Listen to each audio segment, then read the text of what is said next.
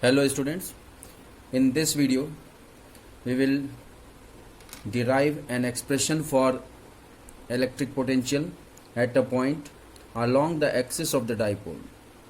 Suppose this is the dipole, EB is the dipole, O is the center of the dipole, and A, the charge at A is minus Q, the charge at B is plus Q, and on the axial line if there is a point P where the electric potential is required to find out, we have to derive that expression.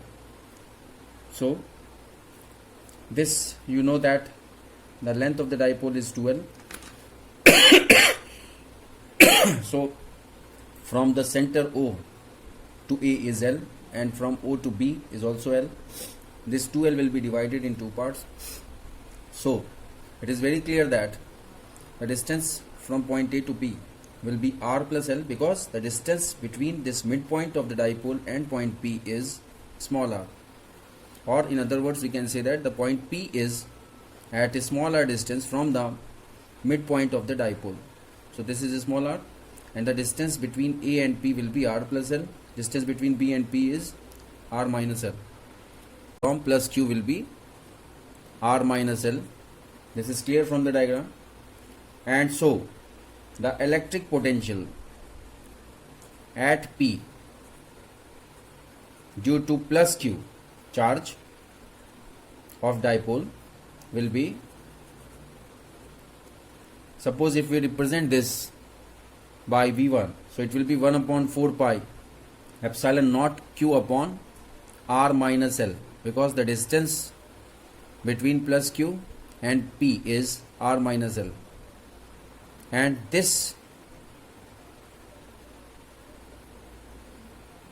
is V1, and the medium which we consider is air or vacuum. With that, because we are taking K is equal to 1, dielectric constant is equal to 1, it is 1 for air or vacuum. Similarly, electric potential at point P due to minus Q charge क्या हो जाएगा, V2 is equal to 1 upon 4 pi epsilon naught, it will be minus Q upon R plus L. Minus Q upon R plus L, यहाँ पे हम इसको ऐसे लिख सकते हैं, माइनस को आगे ले लीजिए, minus 1 upon 4 pi epsilon nought Q upon R plus L. This is V2. अब यहाँ पे ये चीज आपको ध्यान देनी है कि यहाँ पे चार्ज माइनस का है तो Q माइनस का यहाँ पे शो करना पड़ेगा, चार्ज प्लस का है तो प्लस का शो होगा ही, मतलब माइनस को हम अवॉइड नहीं करेंगे. नाउ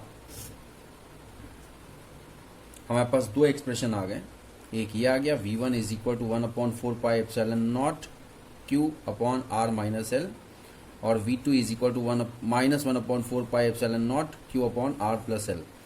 अब अगर हमको रिजल्टेंट पोटेंशियल निकालना है, means the resultant potential at point P, तो क्या होगा, resultant potential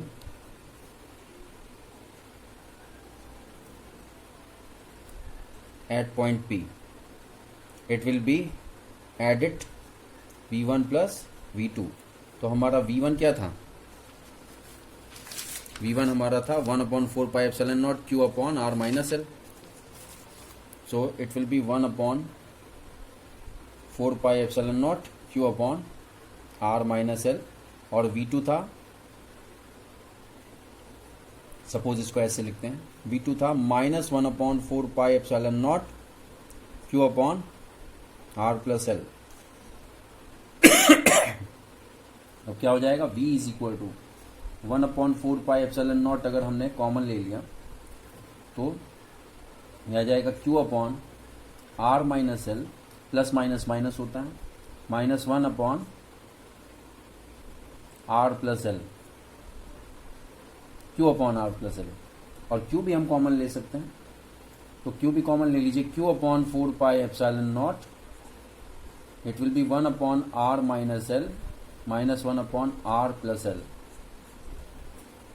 तो V is equal to Q upon 4 pi epsilon naught अब यहाँ पे जब आप एलसीएम लेंगे तो A plus B A minus B के फॉर्म में आ जाएगा, तो ये क्या होता है, A square minus B square, so R square minus L square होगा डिनोमिनेटर में, और न्यूमरेटर में R plus L in one bracket, R minus L in another bracket. When we'll open this bracket, we'll get 2l because r gets cancelled. So it will be 2l upon r square minus l square. अब 2ql क्या होता है, हम इसको ऐसे लिख सकते हैं 2ql upon 4 pi epsilon not r square minus l square. 2ql क्या होता है, इलेक्ट्रिक डाइपोल मोमेंट होता है, हमको पता है. तो हम इसकी जगह इलेक्ट्रिक डाइपोल मोमेंट को किससे रिप्रेजेंट करते हैं, स्मॉल p से रिप्रेजेंट करते हैं. यहाँ रीज़न लिख लो, because electric dipole moment is equal to 2l dot Q, या 2ql हम ऐसे भी बोल सकते हैं, 2l dot Q proper way में तो ऐसे ही शो किया जाता है, 2l dot Q. So it will B p upon 4 pi epsilon not r square minus l square. Reasoning is given in the bracket. तो ये आपका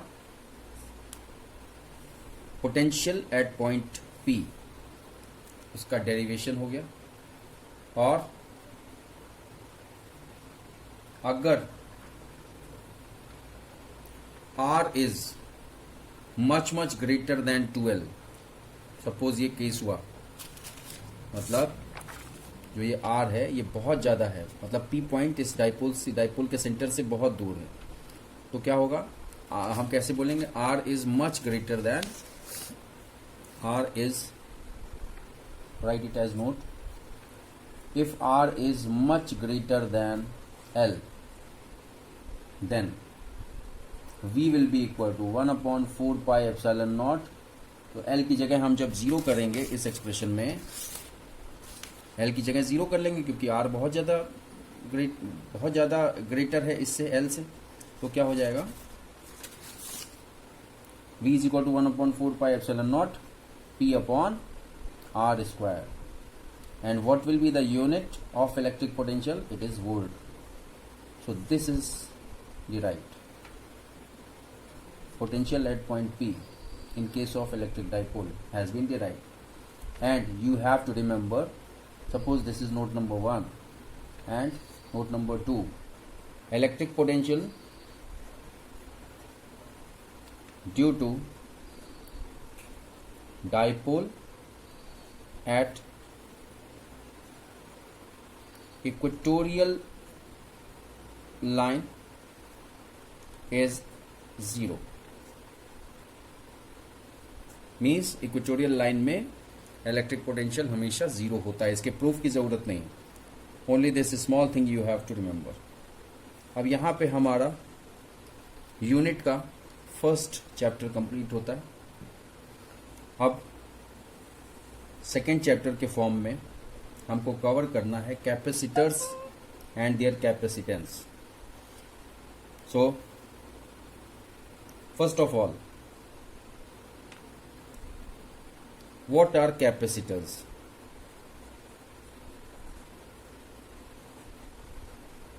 कैपेसिटर्स क्या होते हैं? Capacitors are the devices which store the electric potential energy in the form of electric field. Let's write this. Capacitors are the devices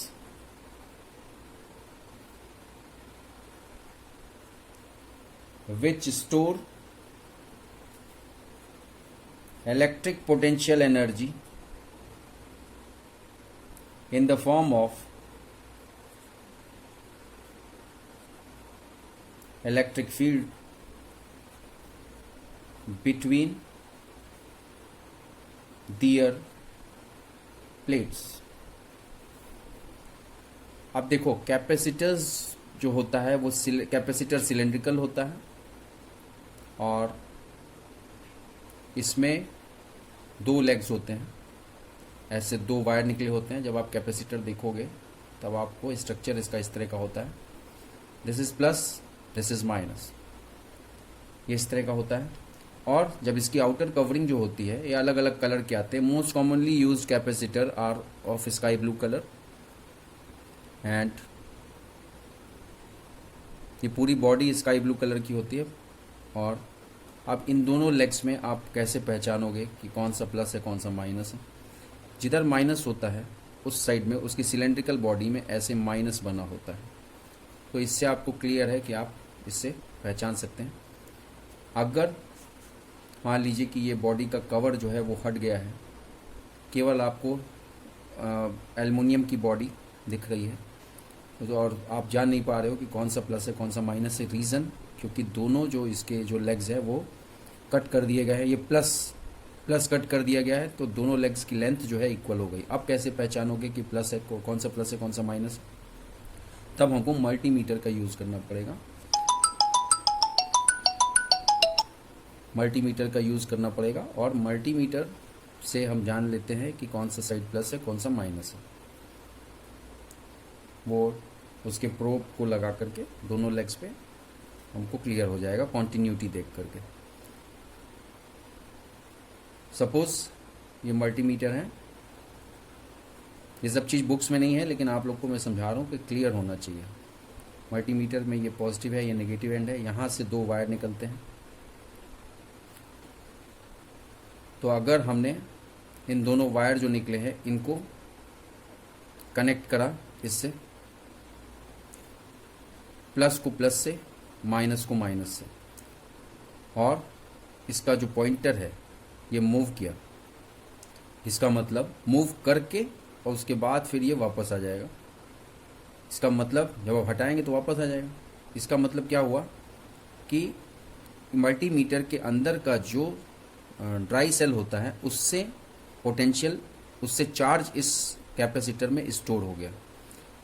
तो अगर plus वाला plus में हमने लगाया, माइनस वाला माइनस में लगाया और ये पॉइंटर चला, तो इसका मतलब जिसको हमने जिस मल्टीमीटर के माइनस वाले वायर को इसके एक जिस लेग से हमने लगाया है तो वो लेग माइनस ही होगी, प्लस वाले को जिस लेग से लगाया है वो लेग प्लस ही होगा। तो इस तरह से हम प्लस और माइनस लेग्स को पहचान लेते हैं। Now let's move to our course.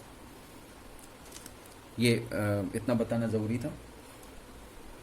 तो बेसिकली कैपेसिटर आप सिंपल लैंग्वेज में बोल सकते हैं कि it is a device which store the electric potential energy और electric charge between the plates. इसमें दो प्लेट होती हैं। ये जो लेग्स जो निकले हैं ये दोनों लेग्स ये दोनों प्लेट से अटैच होते हैं, अंदर जो प्लेट्स होती हैं उससे अटैच होते हैं। नाउ कैपेसिटेंस, द इलेक्ट्रिकल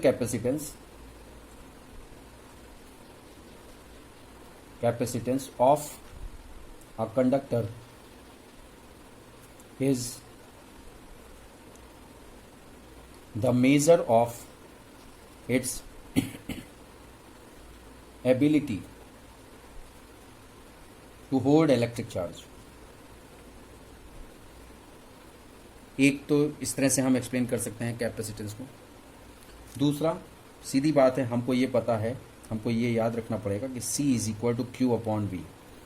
अब फॉर्मूले से डेफिनेशन बनाना मैंने आपको हमेशा सिखाया है, तो अब इससे डेफिनेशन कैपेसिटेंस की डेफिनेशन कैसे बनेगी? बनाइए definition. It is defined as the ratio of the charge given to raise the potential of a conductor. It is defined as the ratio of the charge given to rise in the potential of the conductor, or in simple language we can say that it is defined as the ratio between the charge given and the potential developed in the conductor। कैसे भी मतलब आपका sense सही होना चाहिए और definition हमेशा फॉर्मूले से ही बनाई जाती है। Now what will be the SI unit of capacitance? Capacitance क्या है? C है, Q आपका चार्ज है और V पोटेंशियल है।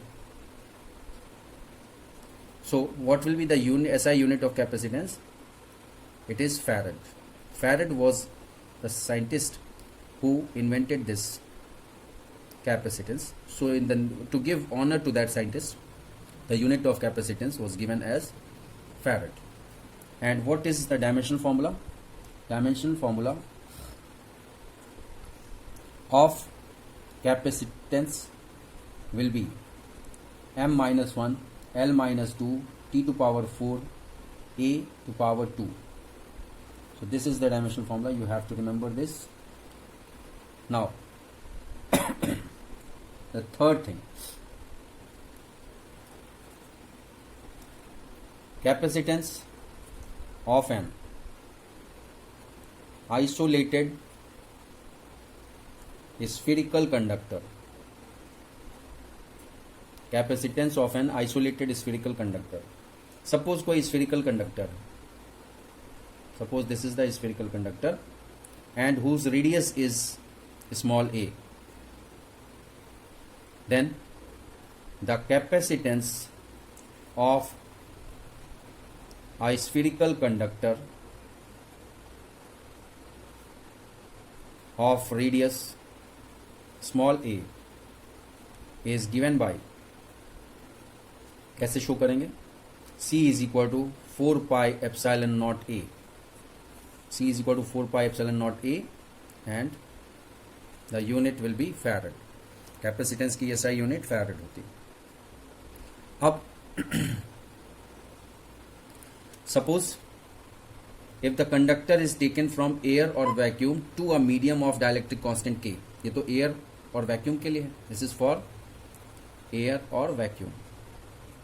अब अगर डायलैक्ट्रिक ऐसे मीडियम में इसको ट्रांसफर किया जाए जहाँ पे डायलैक्ट्रिक कांस्टेंट, उसका डायलैक्ट्रिक कांस्टेंट K है, तो क्या हो जाएगा. सो suppose that in that case the capacitance is denoted by Ck.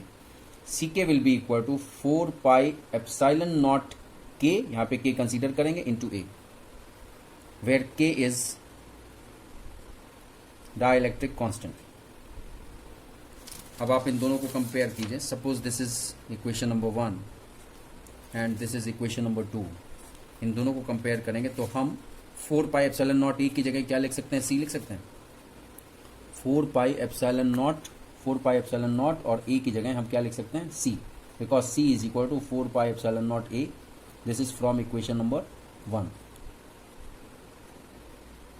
Put 1 in 2 तो क्या हो जाएगा, Ck will be equal to Kc.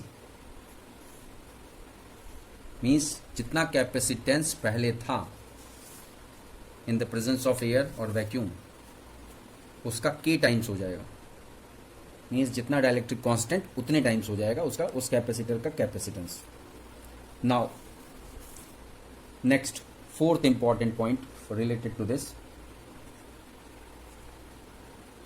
factors on which capacitance depends.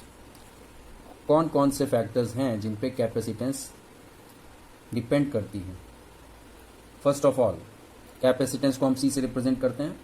C depends means capacitance depends directly to the size of conductor. इसका मतलब क्या हुआ, जब ये डायरेक्टली प्रोपोर्शन है, C is proportional to the size, directly proportion to the size of the conductor. It means जितना conductor का size होगा उस हिसाब से कैपेसिटेंस बढ़ती जाएगी. So we can say that it increases, it का मतलब C, कैपेसिटेंस की बात हो रही है. It increases with increase in size of conductor. Now B point, C is directly proportion to K. ये हम लोग देख चुके हैं अभी. मीन्स जैसे जैसे डायलैक्ट्रिक कांस्टेंट बढ़ता जाएगा कैपेसिटेंस भी बढ़ती जाएगी. It increases with increase of dielectric constant capital K of the medium in which conductor is placed. Or next point,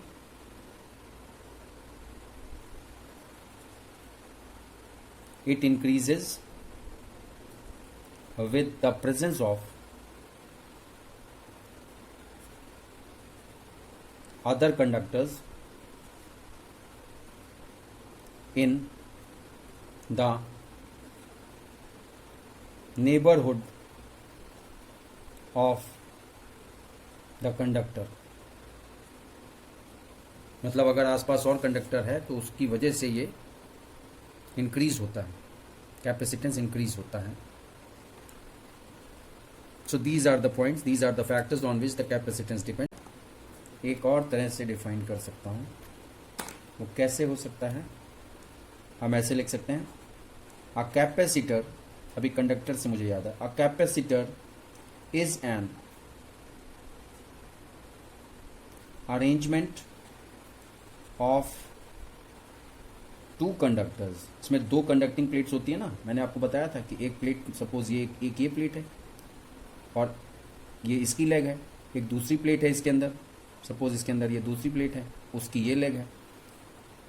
so a capacitor is an arrangement of two conductors use to store, क्या चीज store करते हैं, electric charge Q and electrostatic energy. Electrostatic energy बोलो चाहे electric potential energy बोलो, दोनों एक ही चीज़ है. इलेक्ट्रोस्टैटिक एनर्जी और इलेक्ट्रिक पोटेंशियल एनर्जी दोनों सेम है, एक ही चीज़ के दो नाम. तो आप इसको इस तरह से भी डिफाइन कर सकते हैं, capacitor is an arrangement of two conductors use to store Q and electrostatic energy. Fifth है पैरेलल प्लेट कैपेसिटर.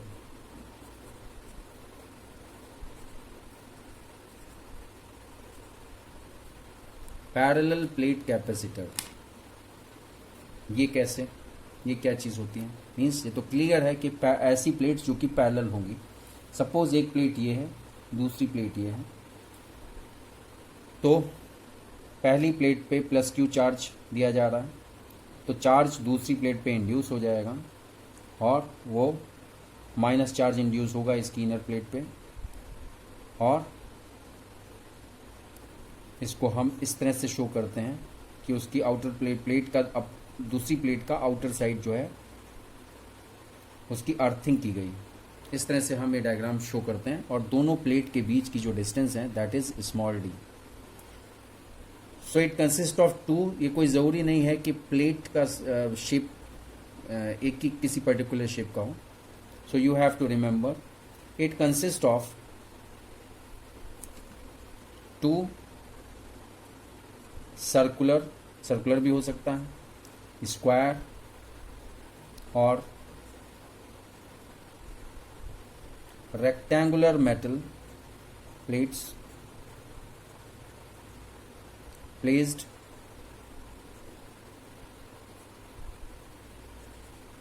parallel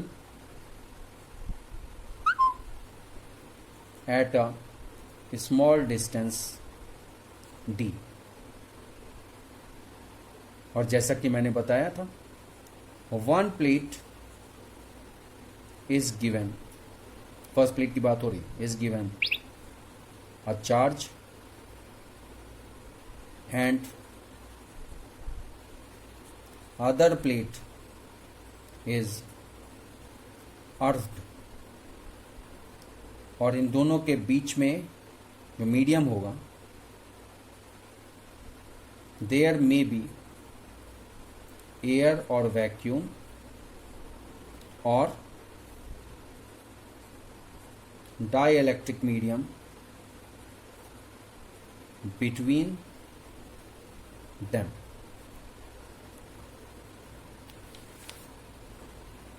तो आगे चल के हम लोग इस पे, इसका ये जो प्लेट की बात की जा रही है, पैरेलल प्लेट कैपेसिटर की बात की जा रही है, इसकी कैपेसिटेंस का हम लोग प्रूफ करेंगे. अब तो कैपेसिटेंस इसमें जबकि एयर और वैक्यूम है, फॉर एयर और वैक्यूम, ये आपको याद रखना है। एयर या वैक्यूम के बीच में है अगर प्लेट्स के बीच में, तो capacitance of that capacitor is represented by C. तो ये क्या हो जाएगा, epsilon not A upon D. But for dielectric medium having dielectric constant capital K, उसके लिए कैपेसिटेंस क्या हो जाएगा, C will be equal to K epsilon not A upon D. बस आपको ये ध्यान रखना है। और यहां पे D तो हो गया प्लेट्स के बीच की डिस्टेंस, D इज, और A हो जाएगा area of plate, area of one plate.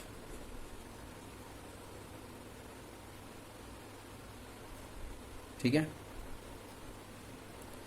तो ये particularly area of one plate हम लोग बोल रहे हैं। बट क्या होता है कि सपोज ये दो प्लेट्स हैं किसी कैपेसिटर में, तो जितना एरिया कॉमन होता है उसके हिसाब से ही कैपेसिटेंस होता है।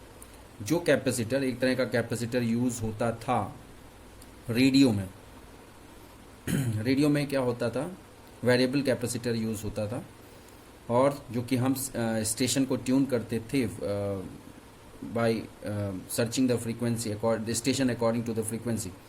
तो उसमें हम जब सर्च करते थे तो प्लेट्स को एक प्लेट फिक्स रहती थी, एक प्लेट को हम डिस्प्लेस करते थे। तो जब हम डिस्प्लेस करेंगे तो ये नेचुरल है कि इफेक्टिव एरिया वैरी करेगा, कम होगा ज़्यादा होगा।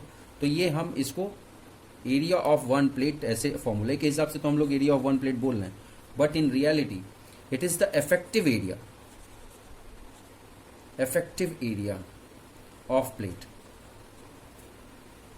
Effective area of plates. दोनों प्लेट्स का इफेक्टिव एरिया होगा, मतलब इफेक्टिव एरिया का मतलब कि वो एरिया जो कि दोनों में कॉमन हो। अब अगर ये ऐसे कर दिया जाए लाइक दिस, ये जो एरिया है इसका एरिया दोनों का इफेक्टिव मान लीजिए ए है।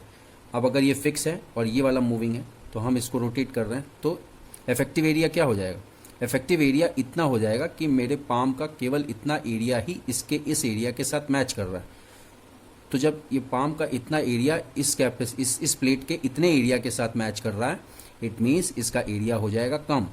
और फिर से अगर हमको इसका एरिया, इफेक्टिव एरिया बढ़ाना है, तो ये फिक्स प्लेट है, ये मूविंग प्लेट है, तो हम मूविंग प्लेट को जैसे ही हम टर्न अप करेंगे तो एरिया लगातार बढ़ता जाएगा और इस पोजीशन पर फिर से वही एरिया आ जाएगा।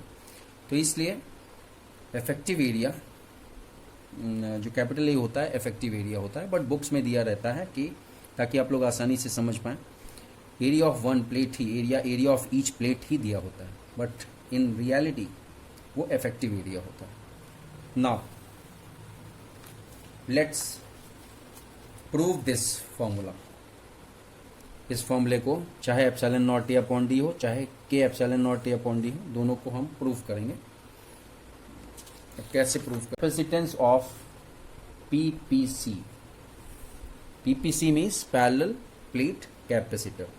सपोज आपका एक प्लेट ये है और दूसरी प्लेट ये है,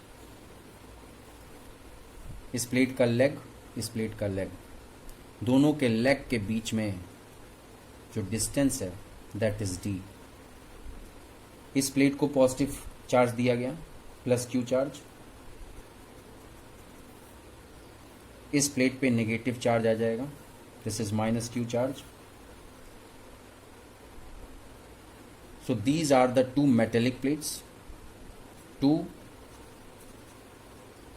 metallic plates are placed at distance d। पहली चीज तो ये हो गई। Second, if q charge is given, then जैसे ही q चार्ज दिया जाएगा कैपेसिटर को, तो पोटेंशियल डिफरेंस इसकी प्लेट्स के बीच में कितना हो जाएगा, then potential difference between plates. अगर हम पोटेंशियल डिफरेंस को हमेशा, मैंने आपको बताया कि V से रिप्रेजेंट करते हैं, V is equal to E D होगा। अब ये कैसे हो गया, हर चीज़ के रीज़न होते हैं। ये कैसे हो गया? ये इसलिए हो गया क्योंकि आपको पता है इलेक्ट्रिक फील्ड इंटेंसिटी और इलेक्ट्रिक पोटेंशियल के बीच क्या रिलेशन होता है, E is equal to minus D V upon D R. हम लोग ये पढ़ चुके हैं, minus D V upon D R. D R is the distance, D V is the potential और E is the electric field intensity.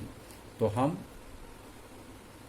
V is equal to, अगर D V को हम V माने तो डी वी की जगह V आ गया, D R की जगह T आ गया और ये क्रॉस मल्टीप्लाई हो गया, तो V is equal to E D हो गया।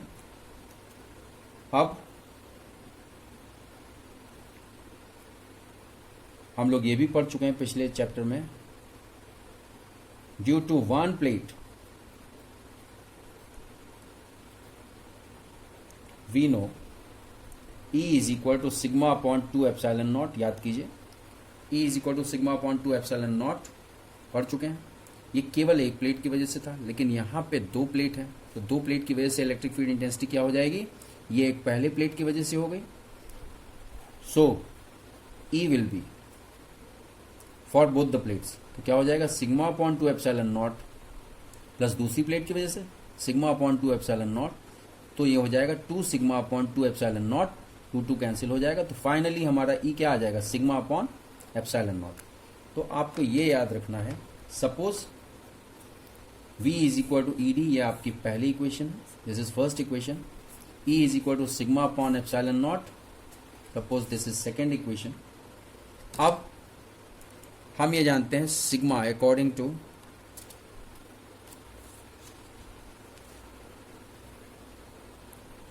The first chapter, surface charge density is equal to Q upon A.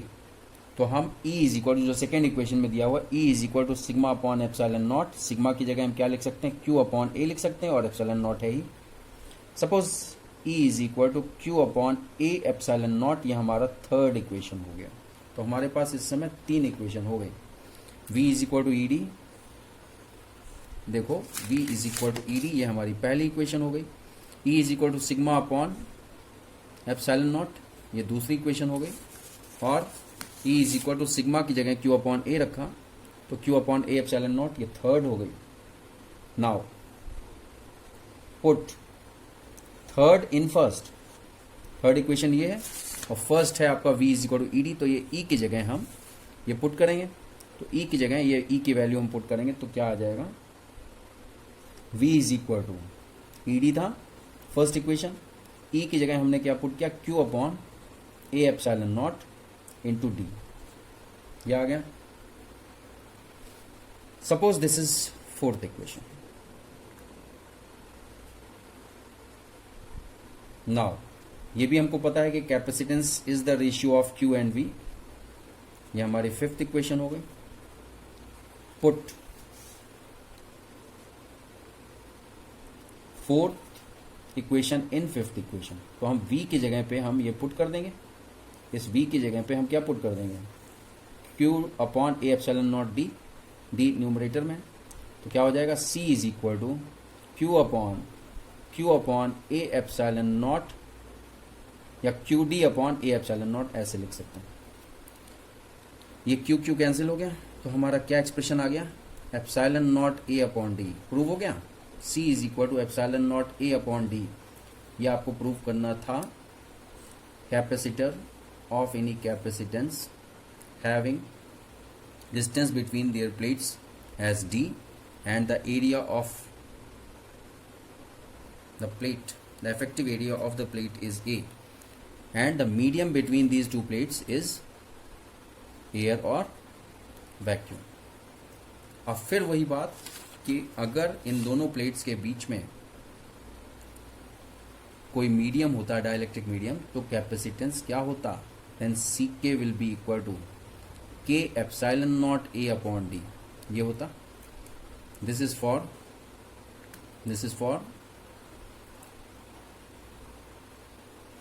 dielectric medium having dielectric constant K, ये आपको याद रखना पड़ेगा। this proof is important। now next proof, is the effect of dielectric slab on capacitance. Effect of a dielectric slab on capacitance of a PPC. मैंने पहले बताया था PPC is parallel plate capacitor. Suppose ये हमारी एक plate है, ये दूसरी प्लेट. कैपेसिटर की दो प्लेट है, दोनों के बीच की डिस्टेंस स्मॉल डी है और ये प्लस चार्ज है और इस प्लेट पे माइनस चार्ज है. हम अर्थिंग नहीं दिखा रहे हैं, कोई ज़रूरी नहीं है अर्थिंग दिखाना. और इसके बीच में एक डाइलेक्ट्रिक स्लैब रख दिया गया है. Suppose this is the dielectric slab और इस डाइलेक्ट्रिक स्लैब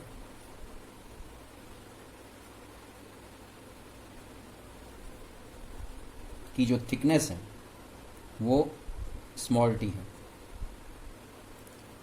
तो अब एक चीज बिल्कुल क्लियर है कि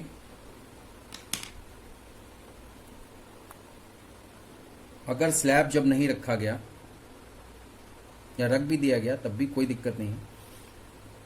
तो इलेक्ट्रिक फील्ड इंटेंसिटी की direction due to these two plates will be from plus to minus. ये होगा ही होगा. या इलेक्ट्रिक फील्ड इंटेंसिटी या इलेक्ट्रिक फील्ड की डायरेक्शन है. सपोज इसको हम ई वी से रिप्रेजेंट करते हैं. वी से क्यों रिप्रेजेंट करते हैं? V is for vacuum. कि electric field between the plates when there is air और vacuum between these two plates. अब अगर ये डाइलेक्ट्रिक स्लैब इसमें रख दिया गया तो डाइलेक्ट्रिक स्लैब में जो चार्ज इंड्यूस हो जाएगा इस प्लस की वजह से यहाँ पे माइनस हो जाएगा और इस माइनस की वजह से यहाँ पे प्लस हो जाएगा. और आप जानते हैं इलेक्ट्रिक फील्ड हमेशा प्लस से माइनस की तरफ होती है. तो अंदर की तरफ जो इलेक्ट्रिक फील्ड होगी inside this electric dielectric slab वो होगा फ्रॉम प्लस टू माइनस. और सपोज हम इनसाइड इलेक्ट्रिक फील्ड को हम ई आई से रिप्रेजेंट कर रहे हैं. ई आई तो ई वी बाहर है between these two plates and E I with in the dielectric slab electric field है. इसका मतलब ये बिल्कुल क्लियर हो रहा है कि ये दोनों इलेक्ट्रिक फील्ड एक दूसरे के ऑपोजिशन में हैं. तो जब ऑपोजिशन में है तो जो ज़्यादा इलेक्ट्रिक फील्ड होगी उससे कम इलेक्ट्रिक फील्ड वाला वैल्यू माइनस होगा. सो इलेक्ट्रिक फील्ड सबसे पहले हम अब उसकी बात कर लेते हैं. Net electric field inside dielectric. Net electric field inside dielectric को अगर हम EM से रिप्रेजेंट करें तो क्या हो जाएगा? EM is equal to EV minus EI. ये हो गया. और ये डाइलेक्ट्रिक स्लैब का डाइलेक्ट्रिक कांस्टेंट K है. ये हमको हमेशा याद रखना है. इसको और किसी और सिंबल से हम रिप्रेजेंट करते ही नहीं है. सो EM is equal to EV minus EI and the potential difference between plates. ये हम कैसे करेंगे? दोनों को हम ऐड करेंगे. पोटेंशियल डिफरेंस प्लेट्स के बीच में पोटेंशियल डिफरेंस किसकी वजह से होगा? V एयर या vacuum plus V due to dielectric medium. ये दोनों का की वजह से जो पोटेंशियल होगा वही पोटेंशियल डिफरेंस होगा ना. So this is due to dielectric medium and this is due to air और वैक्यूम. तो हम इसकी जगह क्या लिख सकते हैं? V is equal to V air और वैक्यूम की जगह क्या लिख सकते हैं? EV D minus T plus V medium की जगह क्या लिख सकते हैं? EM into T. ये कहां से आ गया? ये आपको समझना है कि ये कहां से आ गया. ये बहुत इंपॉर्टेंट है.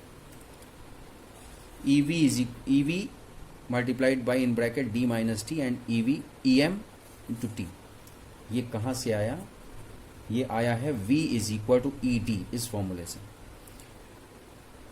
जो बिटवीन एयर और पोटेंशियल बिटवीन एयर और वैक्यूम, या हम ये कह सकते हैं प्लेट्स के बीच में अगर एयर और वैक्यूम का जो स्पेस है उसकी वजह से जो पोटेंशियल होगा, that is the product of the electric potential, the electric intensity due to this and the distance. अब डिस्टेंस क्या रह गई, कितने में एयर रह गया, एयर और वैक्यूम केवल इतने में रह गया। तो इतना एरिया क्या हो जाएगा, इतना लेंथ कितनी हो जाएगी, डी तो डिस्टेंस थी दोनों प्लेट्स के बीच में, टी डाइलेक्ट्रिक स्लैब की थिकनेस थी। तो कितने में एयर या वैक्यूम है डाइलेक्ट्रिक स्लैब रखने के बाद, केवल डी माइनस टी में है। तो इसलिए ई की जगह हम लिखेंगे electric intensity due to the presence of vacuum और air, so it is represented by EV, और इनटू डिस्टेंस, डिस्टेंस डी की जगह आ जाएगा। पहले डी का पूरा वो था, राज था। अब इसका पूरा राज खत्म हो गया क्योंकि ये डाइलेक्ट्रिक स्लैब दुश्मन की तरह आ गया, इसने इसका राज का चल रहा था वो कम हो गया। तो D minus T plus E M is the electric intensity, electric field intensity due to this dielectric slab. तो ई एम से रिप्रेजेंट कर रहे हैं, इनटू इसकी थिकनेस कितना है, टी है। तो इसलिए ये एक्सप्रेशन आया। अब हम इसको आगे एक्सटेंड करते हैं। V is equal to E V D minus T plus, अगर हम ई एम को ई वी के फॉर्म में चेंज करना चाहें तो हम चेंज कर सकते हैं by using dielectric constant, E V upon K into T. ये कहाँ से आया, ई वी अपॉन के कहाँ से आया, ये इस वजह से आया कि हम ये जानते हैं k is equal to F V upon F M या F naught upon F M. आपको मैंने एफ नॉट पढ़ाया था, एफ वी कह लो या एफ नॉट कह लो, means the electrostatic force in the presence of air और वैक्यूम या in the free medium to the electrostatic force in the presence of dielectric medium. तो जब फोर्स के लिए ऐसा है तो हम यहाँ पे E V upon E M लिख सकते हैं, k is equal to E V upon E M भी लिख सकते हैं, जैसे k is equal to F V upon F M लिख सकते हैं। तो अब इसकी वजह से क्या हो जाएगा, अगर हमको ई एम लिखना है तो ई एम लिखेंगे, E M will be E V upon K, तो इसलिए ई वी अपॉन के यहाँ पे कर दिया गया।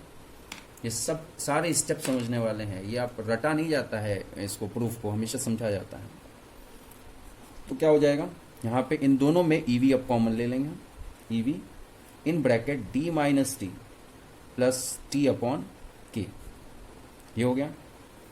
अब आप जानते हैं ईवी क्या है, ईवी हम बता चुके हैं सिग्मा अपॉन एप्सिलॉन नॉट होता है, this is D minus T plus T upon K, ये हो गया। अब सिग्मा की जगह हम क्या लिख सकते हैं, क्यू अपॉन ए। तो सिग्मा की जगह क्यू अपॉन ए लिखेंगे तो हो जाएगा हमारा v is equal to sigma upon v is equal to q upon A epsilon naught, क्योंकि सिग्मा की जगह हम q अपॉन ए लिखें। अभी इसके पहले वाले एक्सप्रेशन में सिग्मा था ना, तो सिग्मा की जगह q अपॉन ए लिखा q upon A in bracket d minus T plus T upon K. Suppose this is equation number 1। अभी तक हमने कोई इक्वेशन तो नहीं ली थी, हाँ कोई इक्वेशन नहीं ली, ये हमारी पहली equation. So d minus T plus T upon k. Now capacitance C is equal to Q upon v, ये आपको पता ही है। देखो पिछले प्रूफ में भी इसका यूज हुआ था और इस प्रूफ में भी इसका यूज हो रहा है। सो पुट 1 इन 2, तो क्या हो जाएगा, C is equal to Q upon, और 1 को पुट करेंगे डिनोमिनेटर में, A epsilon not D minus T plus T upon K, ये हो जाएगा। तो C is equal to A epsilon naught ऊपर चला जाएगा, क्यू क्यू कैंसिल हो जाएगा, तो ये epsilon not A upon D minus T plus T upon K, ये एक्सप्रेशन आपका प्रूफ हो गया for the capacitance of that capacitor between the plates of which a slab of dielectric constant K having thickness T is kept in between them।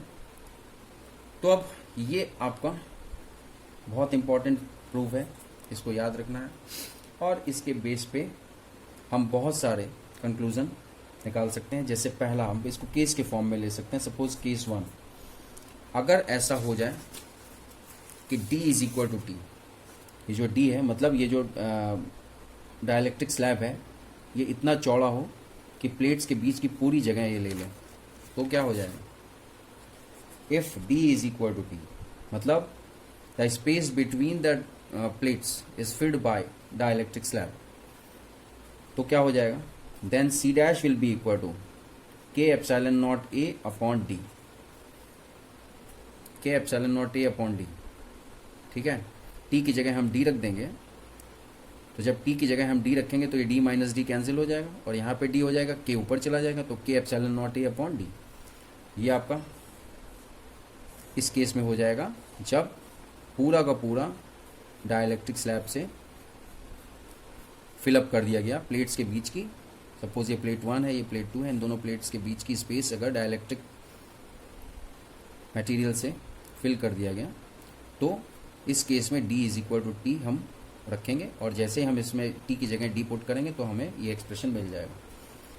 तो हम ये कह सकते हैं C डैश या CK, आपको CK बताया था ना इसके पहले, CK बोल सकते हैं, C डैश बोल सकते हैं, कैसे भी बोल सकते हैं, रटो नहीं, फिजिक्स को हमेशा समझो। तो C dash is equal to K है ही, और इतना पोर्शन क्या हमने पिछले प्रूफ में किया था, ये epsilon not A upon D, ये क्या था C। सो C डैश या CK is equal to KC, ये आपको पहले भी बता चुके हैं लेकिन यहाँ पे प्रूफ करके बताया। अब दूसरा case, case number 2। Case number 2, अगर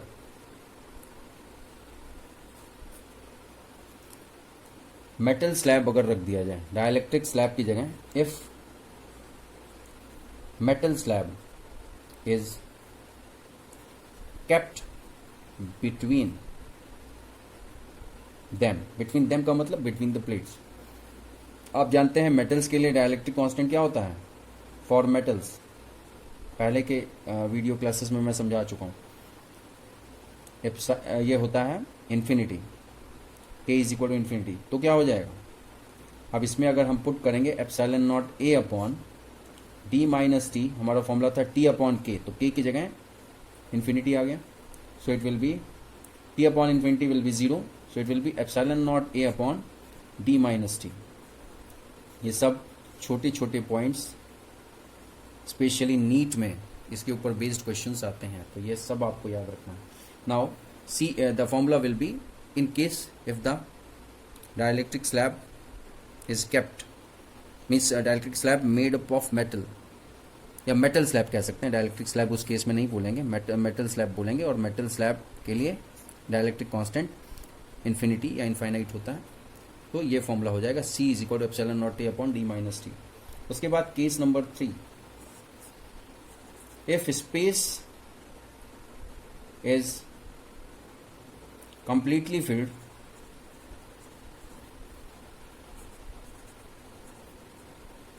by any conducting slab,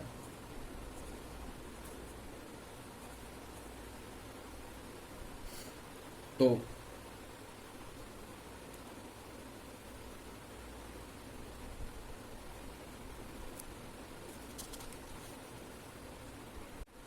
अपने अगले वीडियो में हम लोग पढ़ेंगे energy stored in a capacitor. ये 3 फार्मूलाज होते हैं जो एक दूसरे से इंटरलिंक्ड हैं। U is equal to half CV square, where U is the energy stored in the capacitor. Half CV square पहला formula, Q square upon 2C and half QV, इसका प्रूफ हम लोग पढ़ेंगे। नेक्स्ट हम लोग energy density in electric field, energy density का expression होता है half epsilon naught E square, इसका प्रूफ हम लोग देखेंगे ये कैसे प्रूफ किया जाता है। और थर्ड जो बहुत इंपॉर्टेंट है न्यूमेरिकल के लिए स्पेशली, उसका कॉन्सेप्ट हम लोग समझेंगे, sharing of charges. So see you in the next video, thank you.